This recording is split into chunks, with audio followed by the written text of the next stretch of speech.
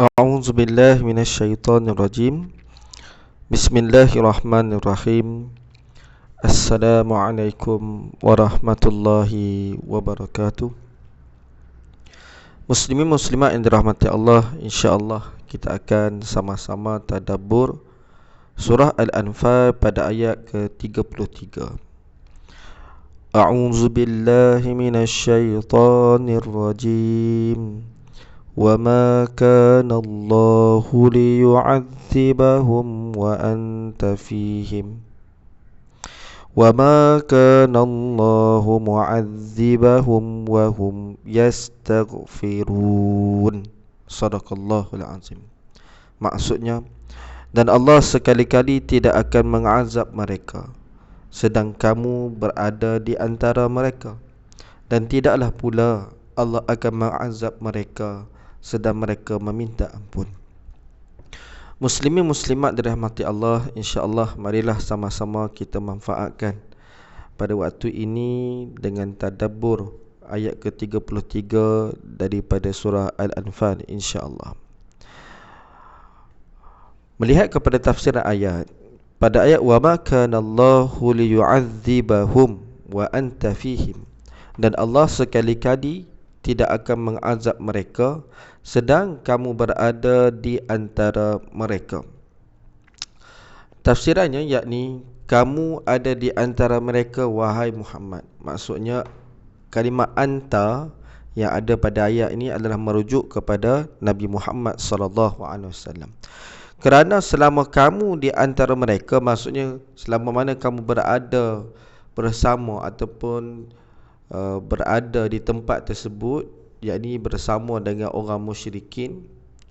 Maksud di sini ialah waktu Nabi masih berada di Mekah, maka mereka berada dalam penangguhan turunnya azab. Maksud kata, bukan Allah tak mahu turunkan azab, tetapi Allah tangguh azab. Disebabkan apa? Disebabkan Rasulullah sallallahu alaihi wasallam ada bersama dengan mereka. Azab yakni azab yang memusnahkan mereka kesemua sekali.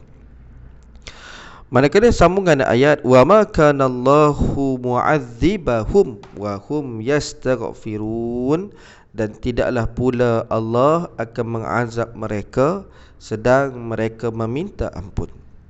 Diriwayatkan bahawa mereka ketika mana melakukan tawaf di Baitullah mengatakan, kami memohon ampunanmu ya Allah. Ada ulama tafsir yang berpendapat bahawa makna pada ayat ini adalah seandainya mereka termasuk di kalangan orang-orang yang beriman kepada Allah dan memohon keampunannya, nescaya Allah tidak akan mengazab mereka. Baik. Ayat ini adalah ayat yang di antara ayat-ayat yang menceritakan tentang bagaimana Allah Subhanahu wa taala menjawab kesombongan, keangkuhan musyrikin Mekah yang menentang akan Nabi sallallahu alaihi wasallam. Boleh buka Quran, rujuk bermula pada ayat ke-30. Di situ bermulanya ayat yang sehinggalah sampai pada ayat ini. Untuk lebih kita faham, perlulah kita melihat kepada asbabun nuzul, sebagaimana yang disebut oleh Ibnu Jarir At-Tabari meriwayatkan dari Ibnu Abbas radhiyallahu an bahawa kaum musyrik melakukan tawaf di Baitullah dan mereka berkata, labbaika la syarikalah, labbaik, yang bermaksud aku penuhi panggilanmu, tidak ada sekutu bagimu. Lalu Nabi SAW bersabda, sungguh, maksud kata mengiyakan apa yang dia berkata itu. Kemudian mereka berkata, la syarikalak illa syarikun huwa laka tamlikuhu wa ma malak, tidak ada sekutu bagimu selain sekutu yang engkau memilikinya dan ia miliki. Dan berkata, ghufranak, ampunanmu ya Allah kami minta. Maka Allah turunkan ayat ini, yakni ayat ke-33 surah Al-Anfal ini, wa ma kana Allahu liyu'adzibahum wa anta fihim wa ma kana Allahu mu'adzibahum wa hum yastaghfirun. Ibnu Abbas berkata lagi, pada mereka ada dua keamanan, yakni pada ayat ini. Keamanan pertama ialah disebabkan adanya Nabi SAW, dan keamanan yang kedua adalah disebabkan istighfar mereka. Namun Nabi SAW telah pergi, yakni telah wafat. Kini Nabi telah wafat dan cuma yang masih tetap ada ialah istighfar. Mudah-mudahan kita cuba untuk tadabbur akan ayat ini, apa yang boleh memberi kesan, boleh beri bekas kepada hati kita, insya-Allah. Sebagaimana kita melihat kepada ayat ini turun adalah disebabkan penentangan musyrikin Mekah terhadap Nabi SAW sekian lama, kan? Bila mana Nabi berdakwah di kota Mekah, bermulalah di sana penentangan demi penentangan daripada orang-orang Mekah terhadap Nabi SAW. Dan juga merujuk kepada ayat ini, serta keangkuhan Abu Jahal yang mencabar, turunkan azab kepada mereka sekiranya apa yang disampaikan oleh Nabi ini adalah benar. Muslimin muslimat yang dirahmati Allah, boleh saya nak jelaskan bahawa ayat ini adalah ayat yang kita kena faham situasinya. Situasinya begini. Bagaimana ketika itu, yakni musyrikin Mekah dalam keadaan kebingungan, kan? Kalau kita rujuk dalam surah An-Naba, kan, sememangnya mereka ni tak boleh terima apa yang disampaikan oleh Nabi SAW kepada mereka. Disebabkan itu berlakulah penentangan demi penentangan, kan, sehinggalah bila mana disebutkan pada ayat ke-33 ini, Allah turunkan ayat ini adalah disebabkan apa? Disebabkan yang disebut pada ayat sebelum itu. Masing-masing boleh rujuk pada surah Al-Anfal ayat 32, yakni ayat sebelum pada 33. Allah Ta'ala berfirman, wa idh qalu Allahumma in kana hadha huwal haqq min 'indik fa amtir 'alaina hijaratan minas sama' awitina bi'adzabin alim. Dan ingatlah ketika mereka, yakni orang musyrik, disebut dalam riwayat, para ulama tafsir mengatakan yang cakap ni adalah Abu Jahal, berkata, ya Allah, jika betul Al-Quran ini dialah yang benar di sisi engkau, maka hujanilah kami dengan batu dari langit, atau datangkanlah kepada kami azab yang pedih. Muslimin muslimat boleh bayang tengok, kan? Sebenarnya memang kata-kata itu adalah kata-kata yang mengundang kemurkaan Allah, dan on the spot Allah boleh menurunkan azab kepada mereka.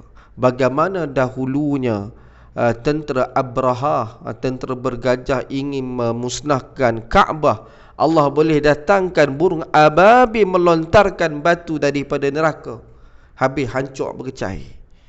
Takkanlah Allah tak boleh mengazab kepada orang kafir Quraisy yang terang-terangan di dalam kota Mekah itu sendiri? Sudah tentu boleh, tetapi apa yang disebutkan, sebab itulah inilah penyebab turunnya ayat ke-33. Allah kata apa? Wa ma kana Allahu liyu'adzibahum wa anta fihim. Dan Allah Ta'ala tidak sesekali akan mengazab mereka sedangkan kamu berada di antara mereka. Jelas sekali, antara sebab tak turun azab itu bukan sebab Allah tak marah pada mereka, bukan sebab Allah tak mau mengazab mereka, tetapi disebabkan adanya baginda Nabi SAW. Muslimin muslimat yang dirahmati Allah, ini perkara yang pertama yang sama-sama kita dapat fikir sejenak. Ya Allah, berbahagialah mereka di kalangan orang-orang yang beriman, baik muhajirin maupun ansar, di kalangan sahabat yang bertemu dengan Nabi SAW, walaupun mereka diuji begitu teruk, diuji dengan penentangan, diuji dengan pengusiran, diuji dengan kematian, diuji dengan pembunuhan, tetapi mereka ini adalah orang-orang yang dipilih oleh Allah Subhanahu wa taala, yakni yang beriman kepada Allah dan Nabi sallallahu alaihi wasallam. Hebatnya mereka, untungnya mereka bertemu dengan Nabi sallallahu alaihi wasallam. Tetapi yang kita hari ini, walaupun kita tak sempat jumpa Nabi, tetapi Nabi sallallahu alaihi wasallam amat kasih pada kita. Sebab itu saya suka nak berkongsi. Hanya orang-orang yang suka untuk cuba untuk menghayati ayat-ayat Al-Quran akan menjumpai akan kemanisan, akan permata-permata yang sangat banyak yang perlu dicungkil, yang perlu dikaji daripada ayat-ayat Allah Subhanahu wa taala. Baik, saya nak kongsi betapa indahnya bahasa Al-Quran ni. Subhanallah, sangat seronok. Indahnya bahasa Al-Quran. Ayat ini terdiri daripada dua bahagian. Bahagian yang pertama iaitu wa ma kana Allahu liyu'adzibahum wa anta fihim. Ini bahagian pertama, yang mana Allah tidak akan sesekali mengazab mereka. Sebab apa? Sebab Nabi ada bersama dengan mereka, yakni bersama dengan orang-orang musyrikin Quraisy yang berada di Mekah. Jadi Allah tangguh azab kepada musyrikin Mekah disebabkan adanya Nabi di antara mereka. Sesungguhnya azab merupakan tanda kemurkaan Allah disebabkan dosa manusia. Namun asbab daripada Nabi SAW. Siapa Nabi? Kalau kita buka dalam surah Al-Anbiya ayat 107, Allah sebut dengan jelas, wa ma arsalnaka illa rahmatan lil alamin. Dan tiadalah kami mengutus kamu melainkan untuk menjadi rahmat bagi semesta alam, seluruh alam. Disebabkan rahmat Allah Subhanahu wa taala yang tercurah pada Nabi sallallahu alaihi wasallam dan seluruh alam ini, kita mendapat kasih sayang Allah Subhanahu wa taala, termasuklah juga mereka orang-orang kafir yang kuat yang menentang akan Allah Subhanahu wa taala. Dan jelas terbukti akan kasihnya Nabi sallallahu alaihi wasallam terhadap kita, terhadap umatnya. Sebagaimana ketika pulang daripada Taif, kalau kisah Taif ni semua orang dah pernah mendengarnya, dan juga pasti ada yang menitiskan air mata, yang bagaimana baginda Nabi sallallahu alaihi wasallam mengharungi saat-saat kesedihan, dan ditambah lagi kesedihan bila mana mereka di kalangan Bani Thaqif yang berada di Taif telah melakukan perbuatan-perbuatan yang menyebabkan luka-luka pada Nabi, bukan setakat luka luaran, bahkan luka dalaman. Namun kasihnya Nabi sallallahu alaihi wasallam, sebagaimana yang disebut dalam hadis, Nabi berdoa kepada Allah ketika mana dalam perjalanan pulang daripada Taif, Allahumma hdi qaumi fa innahum la ya'lamun. Ya Allah, berilah petunjuk hidayah kepada kaumku, sesungguhnya mereka tidak mengetahui. Sepatutnya bukan itu pada sudut pandang kita sebagai manusia biasa. Kalaulah kita dianiaya, dizalimi, dan tiba-tiba diberi peluang untuk kita membalasnya, boleh jadi kita akan balas serupa ataupun lebih teruk daripada apa yang telah mereka lakukan. Tapi apa yang dibalas oleh Nabi SAW ialah rahmat, kasih sayang, kelembutan hati Nabi SAW. Namun begitu, penangguhan azab ini kita kena faham dari sudut bahasa, ianya tidak kekal. Kenapa? Sebagaimana dijelaskan pada ayat, liyu'adzibahum. Allah guna kalimah itu adalah fi'il mudhari', yu'adziba, yakni kalimah fi'ilnya fi'il mudhari'. Ia membawa maksud tidak berkekalan, sebab ianya fi'il mudhari' ni dia adalah fi'il yang berkait dengan masa, bertempoh, sedang berlaku ataupun akan berlaku. Ayat ni ialah menunjukkan tentang tempoh adanya Nabi SAW. Maksudnya apa? Allah tidak akan sekali-kali menurunkan azab. Kenapa? Sebab Nabi berada di situ. Bila mana Nabi tidak ada di situ, maka Allah akan turunkan azab. Sebab itu sebahagian ulama tafsir berpendapat setelah Nabi SAW berhijrah ke Madinah, Allah timpakan azab kepada mereka, yakni musyrikin Mekah. Antaranya azab-azab yang mereka timpa ialah mereka kalah besar dalam peperangan Badar Al-Kubra. Ramai di kalangan mereka pemimpin-pemimpin, pembesar-pembesar Quraisy yang mati dalam perang Badar. Bahkan kini muslimin muslimat yang dirahmati Allah, ni bagi kita, Nabi SAW sudah lama wafat. Kita tak mungkin, mustahil lah bagi kita untuk mendapat keistimewaan sebagaimana para sahabat radhiyallahu anhum ajma'in. Namun hari ini kita ada mendapat banyak keistimewaan lain walaupun tak sempat jumpa Nabi. Marilah sama-sama kita memperbanyakkan selawat. Mudah-mudahan dengan selawat kita ke atas Nabi SAW, di akhirat nanti Nabi SAW mengenali kita sebagai umatnya kerana selawat-selawat kita, dan juga layak untuk mendapat syafaatnya. Jelas sebagaimana dalam surah Al-Ahzab ayat 56, Allah Ta'ala berfirman, Innallaha wa malaikatahu yusalluna ala nabi ya ayyuhalladzina amanu sallu alaihi wa sallimu taslima. Sesungguhnya Allah dan malaikat-malaikatnya berselawat untuk Nabi. Wahai orang-orang beriman, berselawatlah kamu untuk Nabi dan ucapkanlah salam penghormatan kepadanya. Mudah-mudahan dalam bulan Ramadan Al-Mubarak ini lebih-lebih lagi untuk kita lipat gandakan selawat kita ke atas Nabi SAW. Kenapa?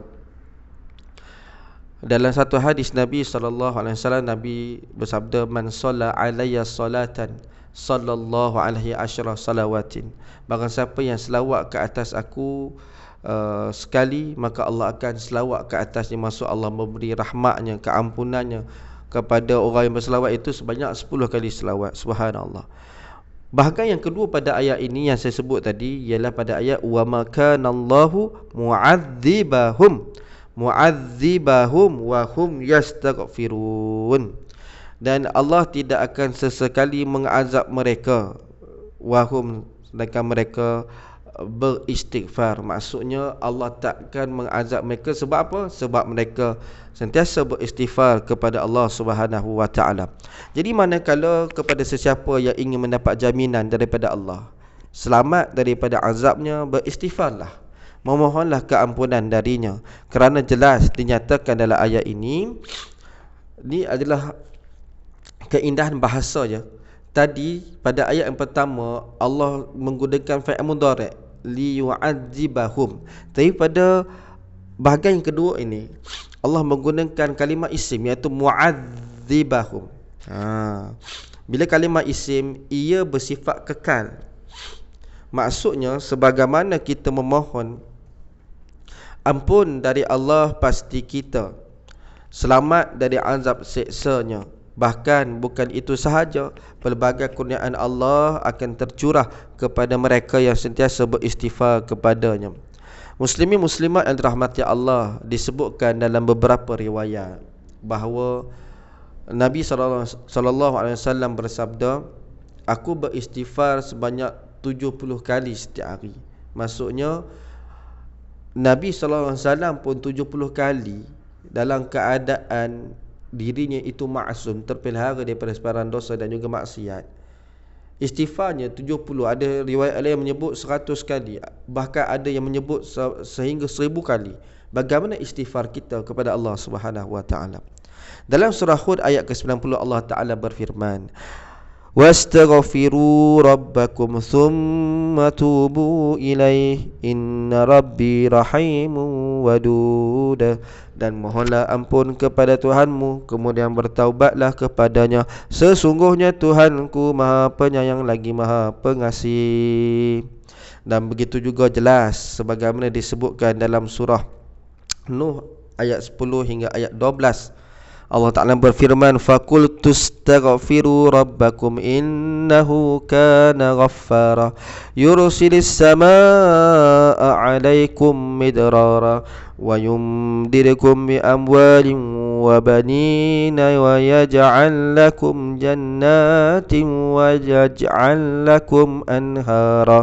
Sehingga aku berkata kepada mereka, pohonlah keampunan kepada Tuhan kamu, sesungguhnya Dia Maha Pengampun. Sekiranya kamu berbuat demikian, Dia akan menghantar hujan lebat mencurah-curah kepada kamu, dan Dia akan memberikan kamu harta yang banyak beserta anak pinak, dan Dia akan mengadakan bagi kamu kebun-kebun tanaman, serta mengadakan bagi kamu sungai-sungai yang mengalir di dalamnya. Muslimin muslimat yang dirahmati Allah, tidakkah kita merasa malu pada diri kita sendiri di saat kita melakukan maksiat dan dosa kepada Allah Subhanahu wa taala yang sememangnya Allah tahu, tapi bagaimana murahnya sifat pemurah Allah Ta'ala kepada kita, rahimnya Allah kepada kita, dalam keadaan Dia mengetahui hamba-hambanya melakukan dosa maksiat kepadanya, tetap Allah memberikan kurniaan ganjaran kepada mereka, yang mana Allah minta, Allah suruh untuk beristighfar, minta ampun. Sepatutnya kita ni yang buat maksiat sedar diri yang kita perlu minta ampun, bukannya disuruh oleh Allah Ta'ala untuk kita ni minta ampun. Bayangkan, kalaulah kita ingin meminta sesuatu daripada manusia, mungkin kali pertama dia boleh tolong kita, kali kedua dia boleh tolong, tapi kalau masuk kali ketiga, kali keempat, kali kelima, mungkin dia akan naik cemuh dengan kita. Dia pun tak mau tengok muka kita dah, asyik-asyik dia. Tapi ni tidak. Allah Ta'ala sangat suka bagi mereka yang meminta-minta. Jadi mintalah ampun pada Allah Subhanahu wa Ta'ala. Dan sememangnya pelbagai nikmat-nikmat yang tercurah kepada mereka yang beristighfar kepada Allah Subhanahu wa Ta'ala. Dan jelas bagaimana disebutkan lagi dalam satu riwayat hadis Nabi sallallahu alaihi wasallam, an Abdullah bin Abbas qala qala Rasulullah sallallahu alaihi wasallam, man lazima al-istighfara ja'alallahu lahu min kulli hammin faraja wa min kulli dhiqin makhraja wa razaqahu min haitsu la yahtasib. Daripada Abdullah bin Abbas, dia berkata Rasulullah sallallahu alaihi wasallam bersabda, barang siapa yang melazimi membaca istighfar, Allah akan jadikan dari setiap kesedihan itu kelonggaran, yakni kelapangan, dan dari setiap kesempitan, yakni jalan keluar, dan memberi rezeki kepadanya dari arah yang tidak disangka-sangka. Mudah-mudahan dengan sedikit perkongsian ini memberikan kebaikan, memberi manfaat dan menyentuh hati kita untuk agar kita menjadi orang yang sentiasa beristighfar dan juga berselawat ke atas Nabi SAW. Jadi hanya sekadar itu, yang kurang lemah semua adalah kelemahan saya mohon maaf. Mudah-mudahan kita dapat manfaat. Wallahu alam bissawab.